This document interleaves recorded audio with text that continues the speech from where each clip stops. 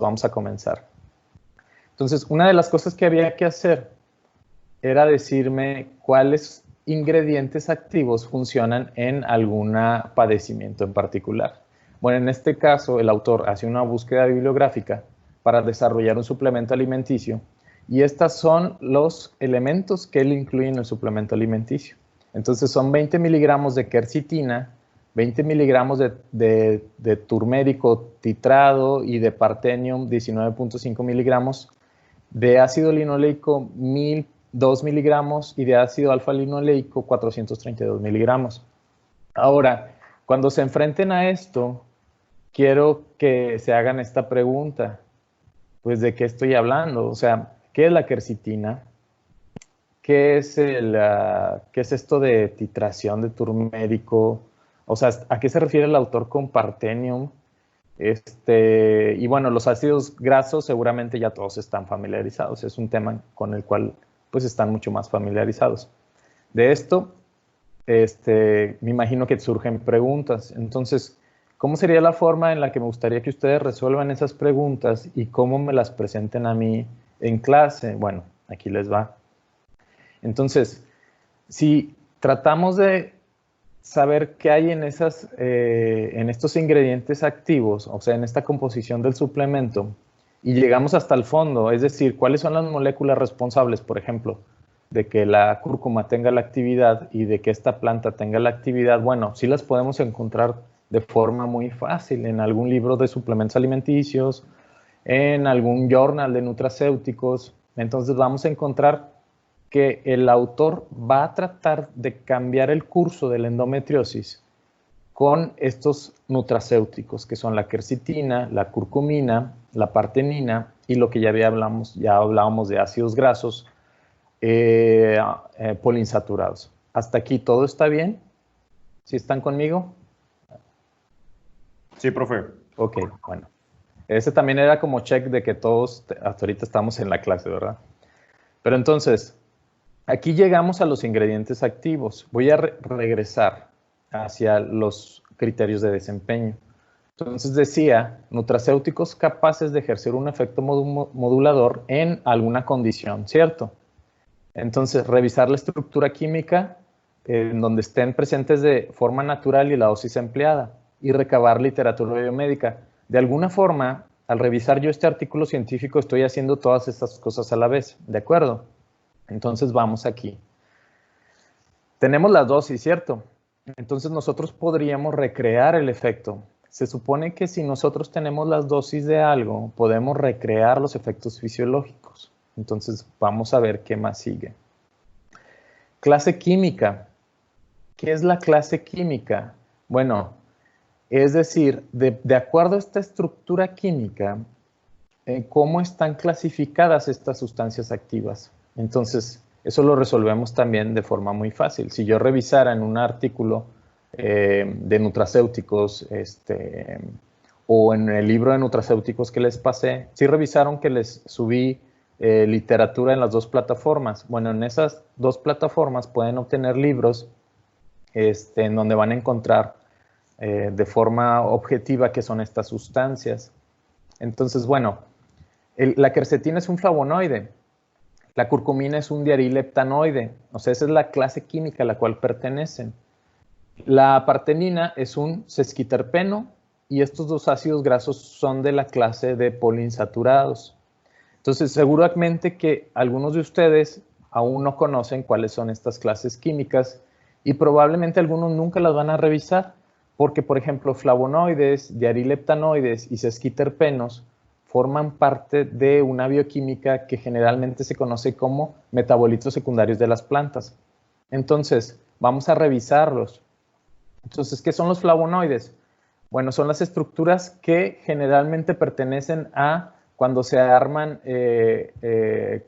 son elementos de 15 unidades de carbonos que tienen dos anillos y la estructura normalmente abreviada es C6, C3, C6. Significa que son un anillo de 6 carbonos que está unido a otro anillo de 6 carbonos por otros 3 carbonos, ¿sí? Entonces, por eso estas serían las 6 anillos que están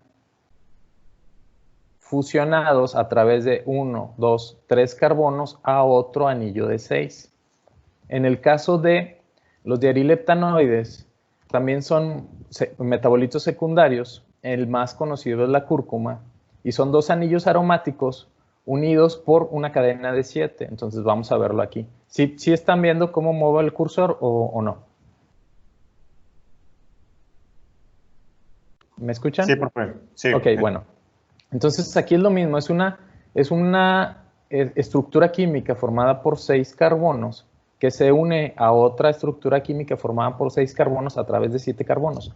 Entonces la clase química es lo que describe, eso es lo que hace alusión, qué tipo de estructuras son. En el caso de los sesquiterpenos, estos son terpenos que están formados por 3 unidades de isoprenos.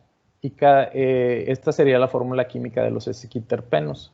Son 15 carbonos y 24 hidrógenos la estructura general. Y revisamos aquí. Si yo cuento todos estos carbonos, la estructura básica serían 15 carbonos.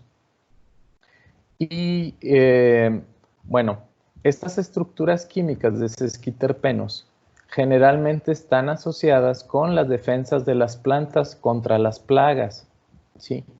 O sea, es un metabolito que produce la planta generalmente para defenderse de plagas. Las diarileptanoides también, estos son metabolitos secundarios generalmente que están produciendo la planta para defenderse de plagas o de hongos, etcétera, etcétera. Y los flavonoides están más asociados con los metabolitos que producen las plantas para que sean muy vistosas. Están asociados con la atracción para los polinizadores, es lo que le da los colores a las frutas, a las flores.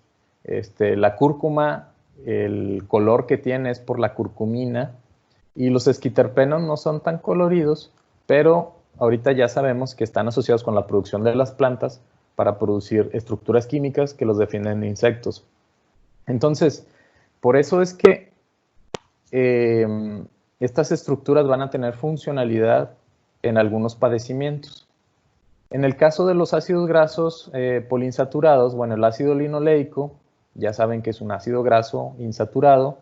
En este caso, la diferencia entre los omega 3 y los omega 6, bueno, es básicamente esta. Si yo cuento de aquí a donde está la primera insaturación, voy a tener que es 1, 2, 3, 4, 5, 6.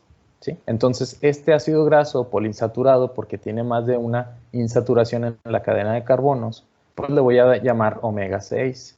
Mientras que los omega 3 van a ser 1, 2, 3. O sea, tengo 3 carbonos antes de toparme con la primera insaturación en la cadena de este ácido graso.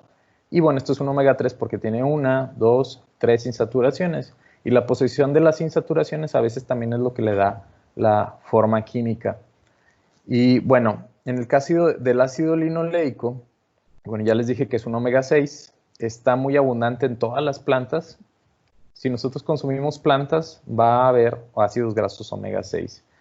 Mientras que los ácidos alfa-linoleicos, bueno, están un poquito más confinados a algunas plantas en particular. No todas las plantas son tan ricas en ácido alfa-linoleico. Y estos son los que están más asociados con procesos de salud y generalmente por su actividad antiinflamatoria. Entonces ya resolvimos la clase química. Sé que esto para algunos de ustedes es muy novedoso. No se ve en la bioquímica tradicional, pero sepan que la mayor parte de las sustancias que tienen capacidad terapéutica y que están en los alimentos pertenecen a esos metabolitos secundarios y no a los metabolitos primarios que ven en sus clases de bioquímica metabólica, que son carbohidratos, grasas, proteínas, aminoácidos, etcétera, etcétera, porque esos generalmente van a terminar formando parte del pool energético o de nuestra constitución, o sea, nuestra